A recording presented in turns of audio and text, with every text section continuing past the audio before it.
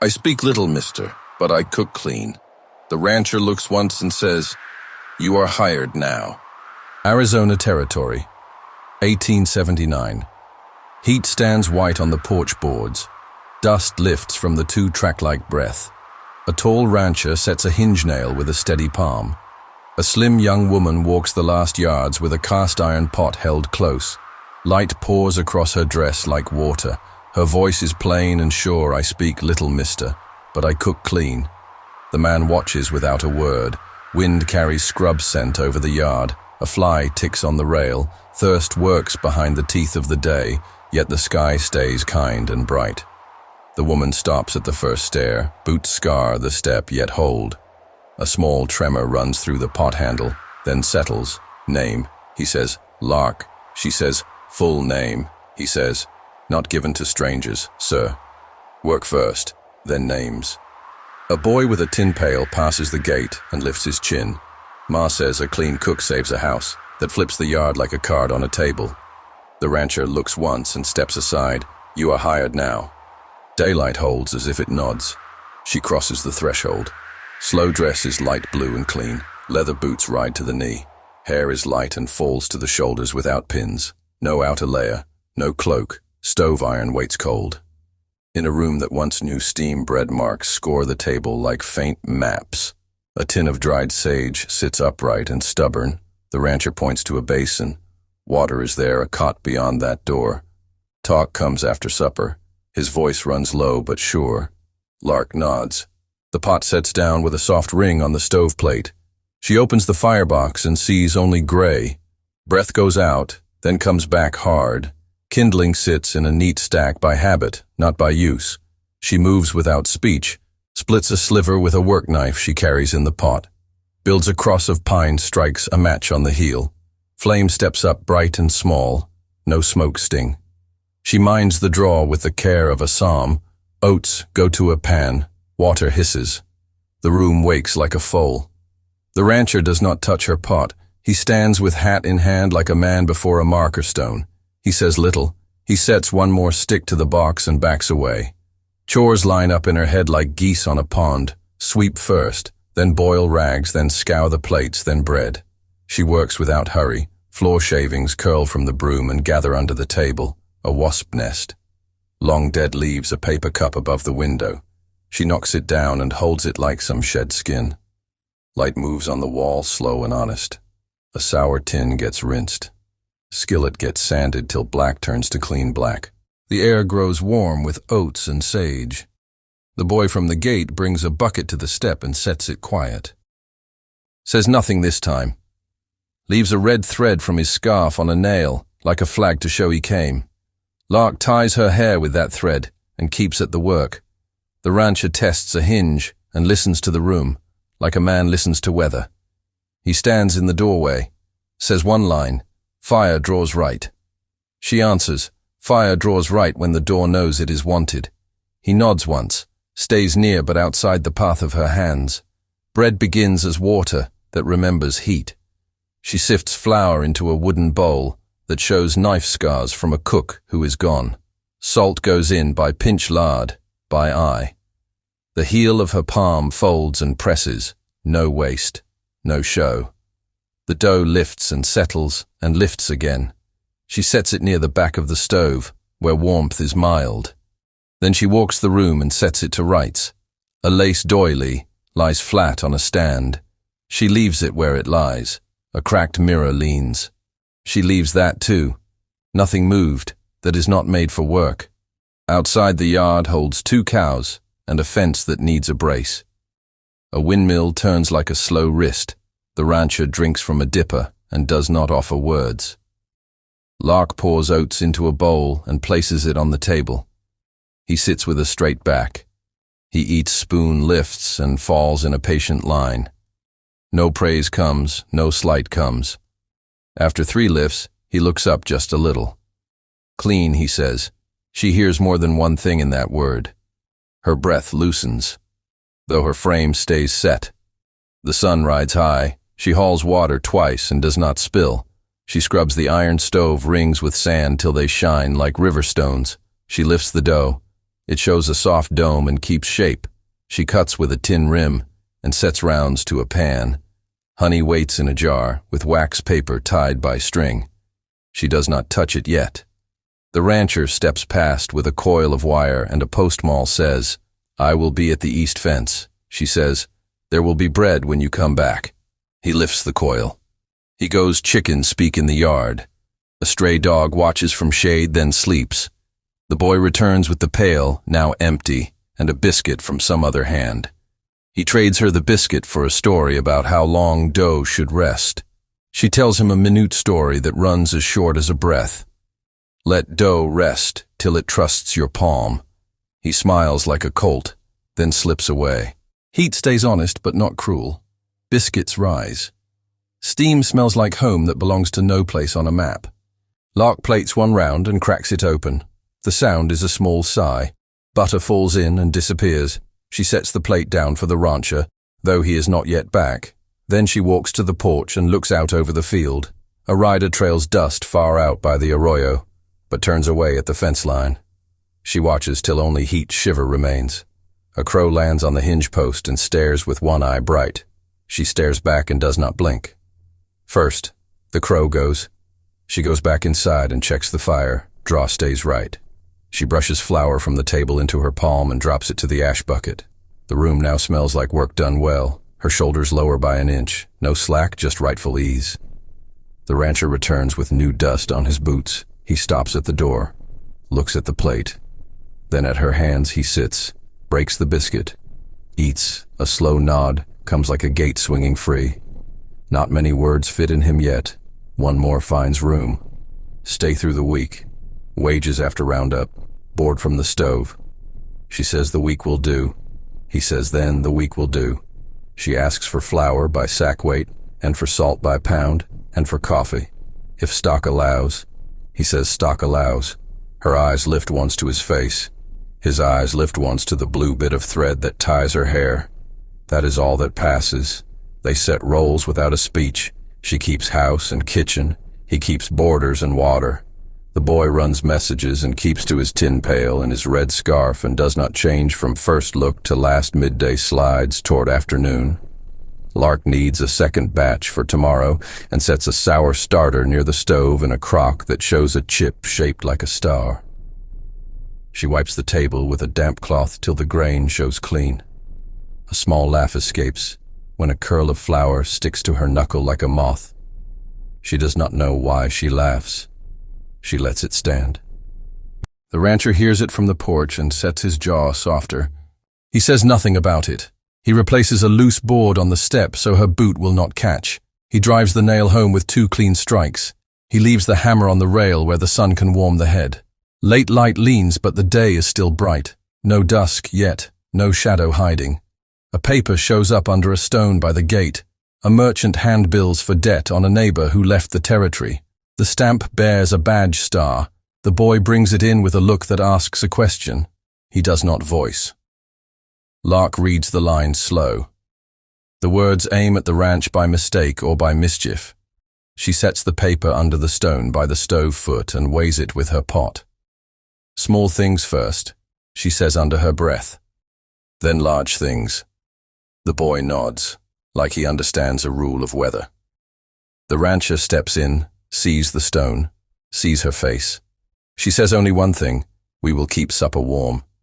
He looks from her to the pot and back. He says one thing in turn. Then we will keep the house warm. Supper comes as stew from bones and onion and sage. Bread sits beside it, golden without burn. Coffee stands in 2 tin cups. They eat in a quiet that does not press. Trust chooses the room, like a dog chooses a porch. Lark clears the bowls. She wipes the table slow. She sets the cast iron pot back on the hook. She touches the handle the way a hand touches a friend. The rancher steps to the door and looks over the yard once more. Light still holds. Smoke rises straight from the pipe. He leaves the door not quite shut. She sees that and understands the size of it. No speech fits the moment, only work. Only rest that feels earned. Morning lays a clean sheet over the yard and the work lines up before breath is spent. Lark feeds the starter and sets a small loaf to rise, then shoulders the bucket and walks the line to the trough. The boy trails with the tin pail, and that bright red scarf stays at his neck, like a flag that will not fold. The rancher checks the head gate and listens to the ditch the way a hunter listens to a draw. Sun makes a white path on the water. Lark mends a split in the porch rail with a strip of canvas and a tack. She pulls with her teeth, then laughs at the awkward taste, and leaves the laugh where it falls. The rancher hears and does not look away this time. He says one word, good. She answers with one word of her own work. They let the day speak for them. Bread cools on a rack, coffee warms in 2 tin cups. A third cup waits clean on the rail, though no guest stands to claim it yet. And still the sight of 3 looks, right as if a house can hope for its own future without speech. By noon, they haul a gate into place at the east lot. Lark holds the hinge pin with steady fingers while the rancher drives it home with 2 true blows. Her hair stays tied with the red thread and lifts in the dry wind, but does not come loose. No outer layer hides the blue of her dress, and no chill dares to argue with sun. She walks back to the stove and skims fat from a pot, and sets onions to brown till the iron sings. She plates 2 biscuits and a heel of cheese for the boy and tells him to count fence posts from the porch to the cottonwood, and then again from the cottonwood to the arroyo and see if the numbers agree. He brings back the same count and a grin that says he did a man task. The rancher carries in a sack of flour and sets it by the door. He does not step over her broom path. He waits till she draws the broom back and nods him through. And something that is not pride and not shame, but some third thing takes its seat in the room and stays. Work turns to rhythm. Saddles get oiled till the leather drinks. A sourdough hump rises and holds. A rip in a sleeve takes 3 clean stitches and stops asking to be seen. Lark cuts a scarf from a worn sheet and knots it to a hook by the stove, so heat can dry cloth in a way that looks like a small bright sail. She leaves a square of honey on the rancher cup. He sees it when the sun stands high, and he lets the honey melt without a sound. In the slow hour after that, the merchant from town rides up and lays a page on the rail with a palm that weighs more than the paper. He wears a vest tight, as a held breath. His mouth has the shape of a line that likes to say no. He points at figures that speak of a neighbor debt and a lien that drifted like a tumbleweed and fetched up against this ranch by mistake or by will.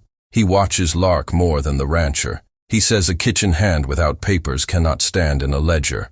Lark hears the sentence under that sentence and does not let it pass. She wipes her hands on her apron once. She says the house keeps its own books. She says the stove pays in bread, and the fence pays in shade, and the ditch pays in water, and none of these owe a cent to a man in a vest. The rancher does not reach for the paper. He reaches for the stone that sits on the step and sets the stone on the page and says, "The page can wait till sunrise." The merchant stares at the stone like it broke a law. He rides away and takes dust with him and leaves a look behind that promises a return. Afternoon light stays pure and clean, and it lets truth show where it stands.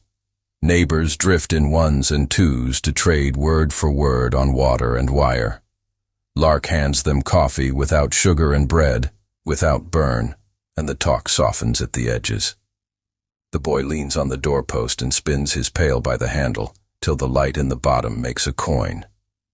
When the men leave, one sets a small bag of beans on the sill without a word and a small nod.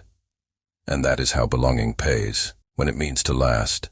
Lark hums a line that never learned a name. She scrubs the stove ring and blows the ash from the seam and finds a bright sheen that looks like chance made solid. The rancher brings in a length of good oak from the shed. He planes it smooth with a patient arm and leaves it by the table.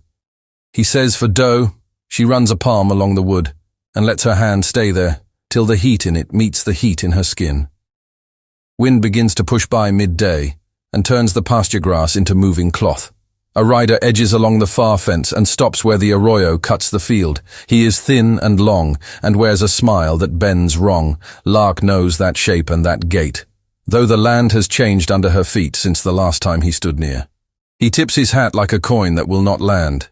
He says he comes on a private errand for the boarding house keeper from Junction Hollow. He says a girl who left without paying owes nights and meals and a broken door latch and a hallway lamp that never burned again. He says the paper at the rail speaks to that. He says the sheriff in town holds a writ, and he is only a helpful hand. Lark holds the door with her palm and answers with the narrow words that fit a narrow thing. This is a kitchen. This is a house. This is work. He leans but not far. He is careful with daylight. The rancher steps between the door and the rider and does not raise his voice. He says, a writ that matters, walks in the hand of a badge, and not in the mouth of a man who smells like the inside of a card room at noon. The rider keeps the wrong smile and wheels his horse slow and leaves a promise written in dust and heel marks, and the way his shoulder never turns all the way away. The wind stacks to a hard shove, and the sky stays bright and wide. A slat on the henhouse peels loose and claps like a warning hand. Lark runs with a strip of wire, and the boy runs with nails, and the rancher runs with a hammer. The three of them move like parts of one machine, and the slat sits tight again before the hens can remember fear. They stand a second with breath working hot in their chests, and then a smell slides under the wind that is not sage and not dust. It is grass gone quick to fire in some low draw, where a bottle or a strike found a bed. Lark throws the gate and drives the cows off the line with a flat of her palm, and a sound made in the throat that cows trust. The boy stands on the fence with the pail and beats time like a bell. The rancher shoulders a wet sack and runs the edge of the flame and knocks it down 1 foot at a time till the black eats itself and stops. No night falls, no shadow takes the field, only heat and smoke, and the clean line of a save that holds sun eases toward late. Yet the yard stays honest bright. The merchant comes back with a deputy who wears a badge like a habit, and eyes that want to be somewhere else. The thin rider keeps to the edge of the yard and lets the horse stamp little holes in the dust. The deputy reads words from a page about debt and seizure, and store credit and interest that grows like mold in a cellar. He does not look at Lark. He says the stove and the table and the grain can serve as pledge if fee is not met by end of week. Lark steps close enough to see the sweat bead at his temple, though beads is a word for another time, and she files the sight away without a syllable. She says, the stove is the heart of the house, and a heart that leaves a house dies on the road. The merchant says, law is law. The deputy shifts. The rancher does not reach for iron. He lays his hand on the warm stove ring that Lark cleaned to a shine and leaves a print dull with work. He says this ring bears more right than that paper. He says fee ends here.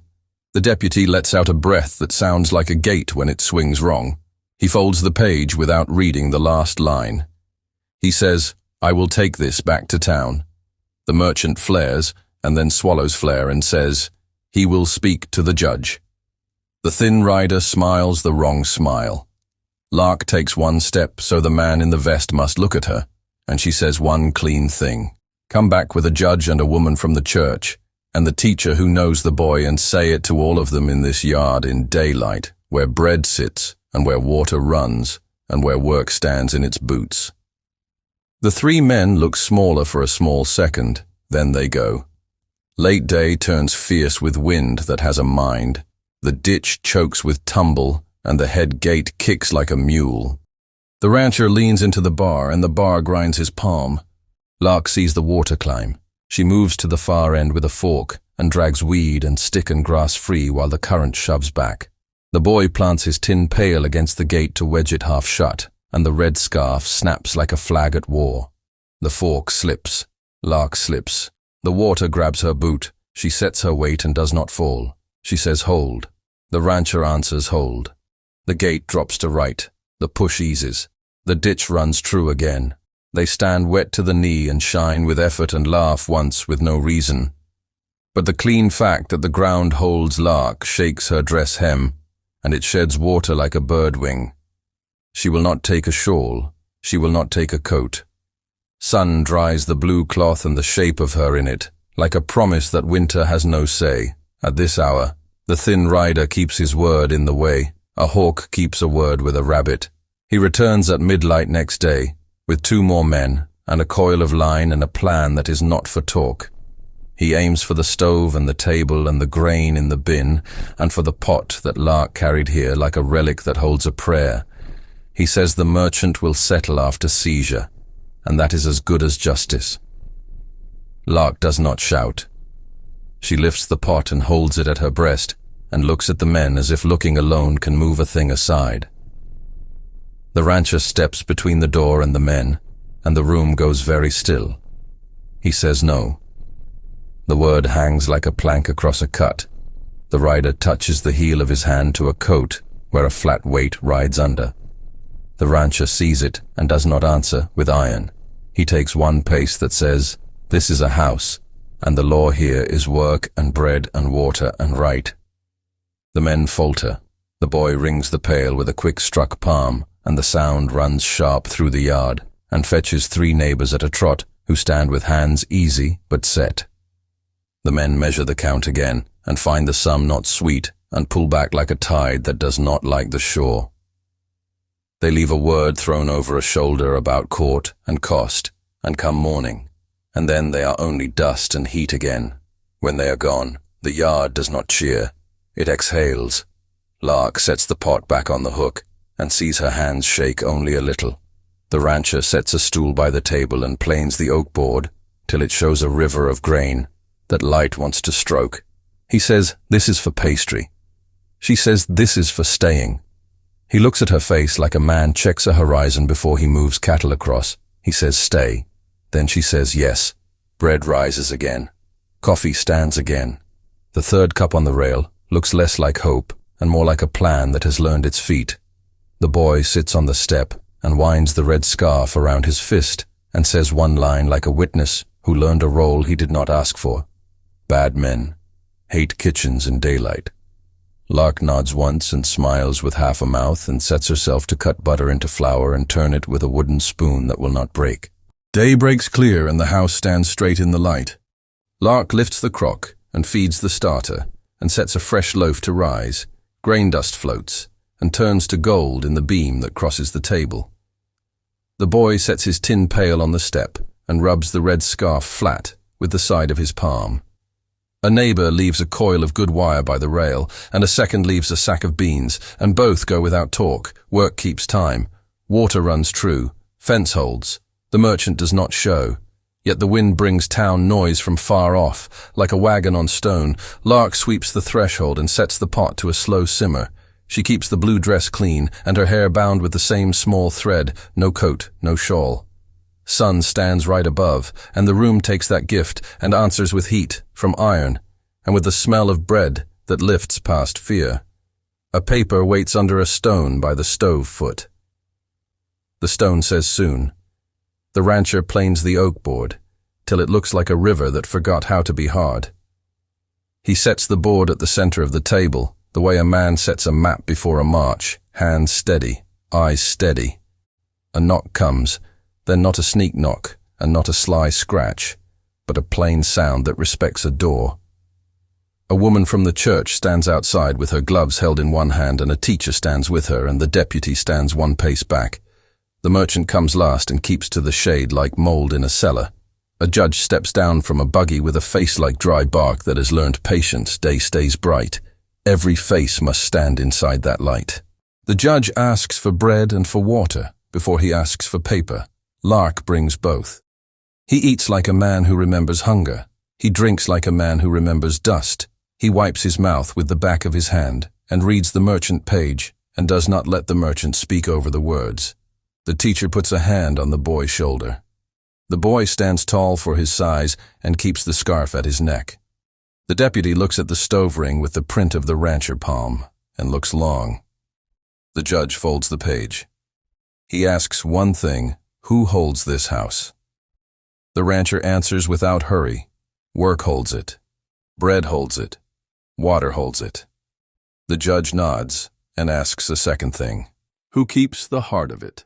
Lark stands with the pothook in her hand and says, "The kitchen keeps fire right," and gives the house a reason to wake. The churchwoman listens and does not clutch at anything. She says one line soft: "A clean cook saves a house." The teacher says a home that holds a child safe saves a town. The merchant tries to push a new paper forward. The judge raises a hand that has no rings and no hurry, and the paper stops like a horse that knows a smarter path. He asks for the rider who gave threat by word, thin and long steps from shade with a grin that does not live in daylight. He speaks of writs and rooms and debts that grow in the dark. The judge asks who wrote that writ. He names a keeper who likes cards in the noon hours. The judge looks at the deputy. The deputy shifts and says, "The writ is smoke. Wind takes smoke." A circle forms in the yard, and there is no stage yet. The ground itself makes one lark stands with the pot on the hook. The rancher stands at her side with his open hand on the clean board. The boy stands with the pail ready like a bell that rings only for truth. The judge asks if property will be seized today. The deputy says no. The judge asks if the merchant will pursue more paper. The merchant says the court in town will listen to him. The judge says the court is here when a house is tried in day. He points with his chin to the stove and to the board and to the 3 tin cups on the rail that have waited since morning. He says law must see what it might break before it steps. He tells the merchant to set his eyes on bread, not on lines that bleed coin. Lark takes a loaf from the oven. Steam rises like a prayer that does not ask for much. She breaks the crust with her bare hands and sets halves on the board. The judge tastes first. The deputy tastes next. The churchwoman and the teacher follow. They do not praise. They set the bread down with care like something that belongs. The judge says the house stands. He says the debt that drifted here must drift back to its owner like a weed to its fence. The merchant opens his mouth and closes it. The thin rider tries to step to the door with a slow hand that aims for the pot. Lark moves first. She sets the hot lid in his path, and the heat tells him the truth that words failed to tell. He steps back fast and pretends he meant to bow. The boy rings the pail once and the clear note runs to the road. Neighbors come from the cottonwood and from the ditch bank and from the rise beyond the windmill, and they fill the space with calm backs and sure boots. No shout rises, only that plain weight that tells a man his count is wrong. The judge turns his dry bark face to the rancher. He asks what must be said for all to hear, so that this house will not be tried each week by men who like to see paper move. The rancher looks at the board. He looks at the stove ring that holds his palm print. He looks at Lark, who stands with burn marks new on her fingers that do not shake. He speaks as if nails go through each word into wood. She is hired. She stays. Her name keeps this house with mine. He lifts the oak board and shows the river of grain to the sun. Lark heats the small brand that he uses on gate posts and on tools, not a cattle mark, a house mark, 2 plain letters that he burned once beside the door so he could touch them each morning and know he still lived here. He does not brand the table. He does not brand a wall. He lowers the iron to the far corner of the board that is meant for dough and presses the mark down just long enough to smoke and then lifts. The smell is clean and old. The board now bears 2 letters side by side. One for him, one for the woman who keeps fire. Right. Lark places her hand over the warm brand and leaves the shape of her palm on the wood. She does not flinch. The judge nods once, as if a gate ease came free without his hand. He says this is a public choice. He says all present are witness. He turns to the merchant. He says step off this porch and take your paper with you, and do not bring night terms into a day yard again. The merchant looks small and steps back. The deputy breathes deeper and says the matter rests. The churchwoman smiles with her eyes. The teacher squeezes the boy's shoulder, and the red scarf flicks like a small flame in clear sun. Work resumes as if the yard itself gives a signal. Men leave in 1s and 2s, and leave behind small things that matter more than loud promises. A handful of nails that will not bend, a length of rope that will not rot, a jug of coffee grounds that will stretch a week. Lark clears the board and dusts it with flour and sets out dough that has waited for this moment like a heart that needed a reason to beat steady. The rancher lifts the beam that will brace the porch rail. He fits it with a care that makes a sound soft as a breath when wood meets wood. The boy counts the posts again and brings the same numbers and grins as if math were a brave thing.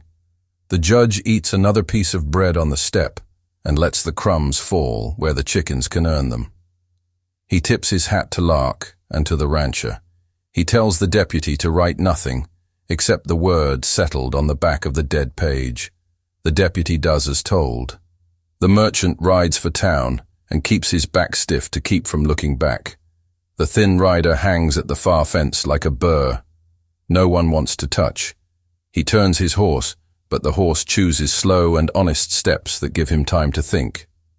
He says one line that tries to sting houses fall. Lark answers with a line that does not need sting.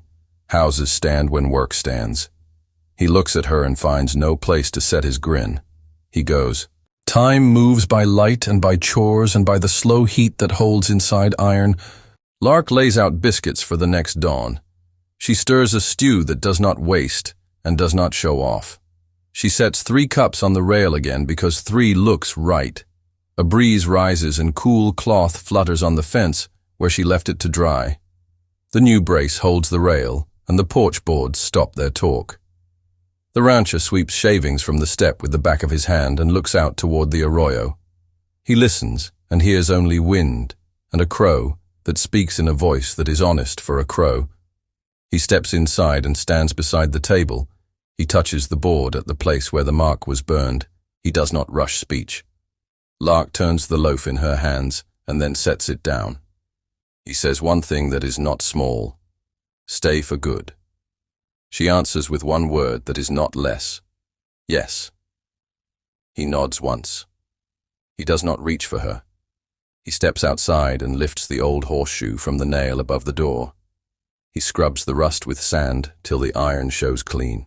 He hangs it again with the open ends up, so luck will pool and not spill. A light thing. A right thing.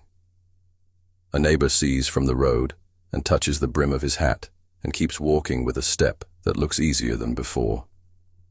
The town sends back a last wave of trouble near sundown. 2 men in clean shirts and stiff boots ride fast and sharp and bring a notice that says the store credit is cut and no flour will pass to this gate until the merchant decides to be kind. The men expect fear. They find a yard full of steady. The judge has gone, but left his words behind, like posts set in hard earth. The deputy returns on his own and says, a measure of flour sits aside at the jail for a crew that kept a grass fire from crossing the road 2 days ago. And this house did that work today in another way. He tells the men with the notice to ride and carry new word to the merchant word that says the town eats bread and would like that to continue. The men look at the deputy and choose to like his plan. They ride. Lark opens the bin and shows grain that will hold through 2 Sundays if hands stay smart. She thanks the deputy with coffee that stands strong. He tips his head and drinks and sets the cup down and leaves it clean on the rail with the other 2, 3 cups in a row. Sun glances off the tin like a sign that costs no coin. Day eases at last. Not a dark fall, not a trick of gloom, just light growing soft the way cloth grows soft on a fence line when a wind turns kind. Lark lays a fresh strip of blue fabric to dry by the post, and it moves like slow water. Smoke climbs straight from the pipe, as if the sky has taken a liking to this roof. The boy sits on the step and makes the pail sing one low note that says, done. He tucks the scarf ends in neat and keeps his eyes on the last chores in case a hand is needed. The rancher sets the oak board on the table and runs the tip of the knife along the mark, once not to cut to learn the shape with steel.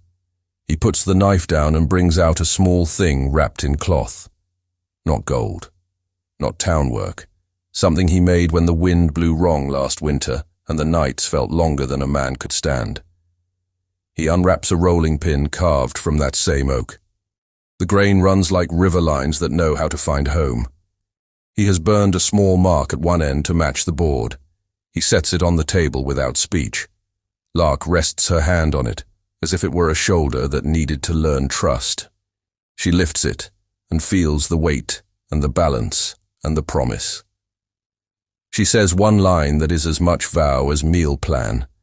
This will see bread through winters. Neighbors pass by the road and see the porch and the cups, and the strip of blue and the smoke that goes up straight, and they know a story without hearing a tale. The deputy rides by once more and raises 2 fingers in a sign that says peace. The teacher walks the fence and leaves a slate on the rail so the boy can scratch letters with a soft stone if he wants. The churchwoman sends a small jar of preserves by a child with bright hair, and the child sets it down and runs and forgets to be shy. Lark laughs once and lets the laugh stay. The rancher sits on the top step with his boots planted and his hat low, but not like a man watches a fire. He trusts. Lark sits 1 stair above him and leans her shoulder to the post that he fixed this morning and finds that the wood holds both of them without protest. No night on the first frame, no hide, only this right slow closing of a day that has chosen them both. Only what a house understands. Firebred waterwork choice. Love here is proven by deeds and by the choice to stay. Subscribe to the Wild Frontier Tales and ring the bell so you never miss another story from the heart of the Wild West.